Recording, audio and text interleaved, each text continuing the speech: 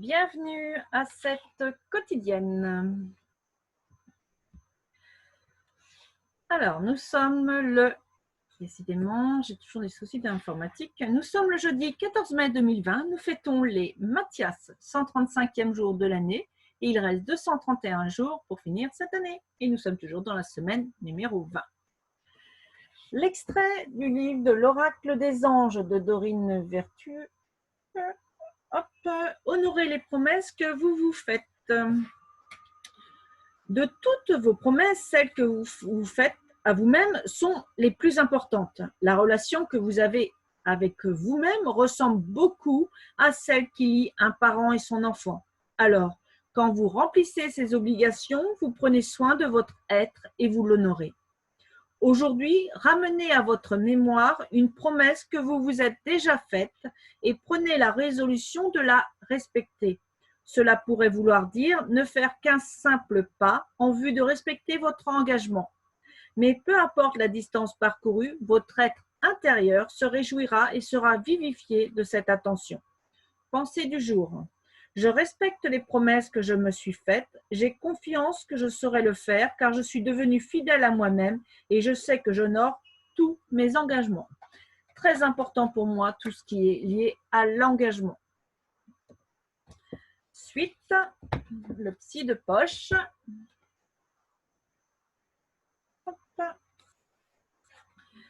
Donc la question numéro 9, quel effet mon passé a-t-il sur moi?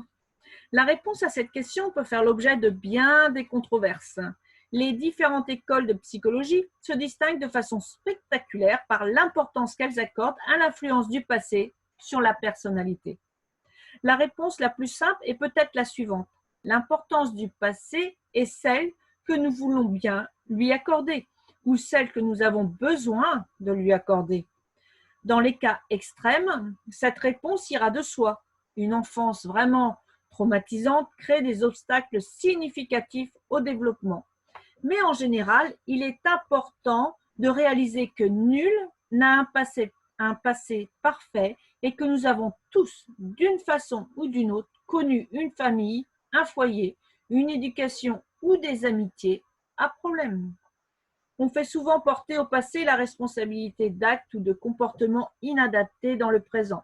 En revanche, on attribue rarement au passé le mérite de nos succès ou de nos comportements les plus admirables. Nous nous plaisons à revendiquer le mérite de nos bonnes actions, mais nous rejetons la responsabilité de nos erreurs sur le passé ou sur des tiers. Cependant, le passé a une importance indéniable puisque c'est lui qui nous a amenés ici et maintenant. Tout ce que nous avons fait et vécu, toutes nos expériences relationnelles aboutissent précisément à faire de nous ce que nous sommes dans le présent. Il n'y a rien, strictement rien, que quiconque puisse faire pour modifier un élément de son passé. Dès lors, on s'étonne de la quantité d'énergie que nous gaspillons à nous occuper de notre passé, énergie qui pourrait être utilisée de façon bien plus productive. Si nous passons une partie significative de notre temps à revivre notre passé, c'est le cas chaque fois que nous éprouvons des remords, que nous élucubrons des messies ou des si seulement. Nous passons à côté d'un instant de notre vie. Nous ne vivons pas l'instant présent, nous ne faisons pas de notre mieux ici et maintenant. Nous nous faisons un ennemi de notre passé en le laissant nous voler notre temps, notre vie. Votre passé, ce sont tous les moments que vous avez vécus jusqu'ici, jusqu'à cet instant où vous me lisez. Le passé est dépassé, intouchable, immuable. La meilleure façon de sortir de son passé est de se débarrasser de son influence. C'est encore un paradoxe. Conjurez votre passé en lui rendant hommage. Cessez de haïr, de regretter, de lutter. Arrêtez de vous désoler et de nier la réalité. Acceptez-la avec tout ce qu'elle vous a apporté et tout ce qu'elle vous a refusé. De toute façon, il n'y a pas de retour en arrière possible.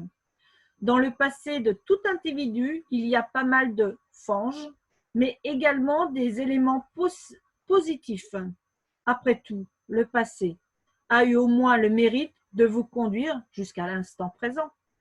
Vous avez survécu. Récompensez-vous d'avoir survécu et honorez votre passé pour tout ce qu'il vous a enseigné. Si vous ne parvenez pas à aimer ce que votre passé vous a enseigné, honorez-le quand même pour vous avoir appris ce qui ne fonctionne pas. Tout ce que vous avez appris a de la valeur, ne serait-ce que pour identifier vos priorités en minimisant vos alternatives. Décidez une bonne fois d'utiliser votre passé à votre profit, de façon optimale. Retenez ce dont vous avez besoin et chérissez-en la mémoire. Soyez objectif. Faites le tri de vos bagages et ne gardez que ce qui peut servir. Détachez-vous du reste, de vos souvenirs, de vos actes, de votre vie. N'ayez plus peur de votre passé. Faites-vous aider si cette tâche semble vous dépasser. Il est absolument inutile que vous passiez votre présent et votre avenir à vous occuper de votre passé. Voilà, fini. Donc demain, question numéro 10. Que puis-je faire pour mon avenir? Maintenant qu'on a vu le passé, on va aller voir l'avenir. Et après-demain, avons-nous vraiment besoin de remords et d'angoisse? Donc je vais te souhaiter une très belle fin de journée dans la joie et la bonne humeur et de prendre beaucoup de plaisir à ce que tu fais. Je te dis à demain.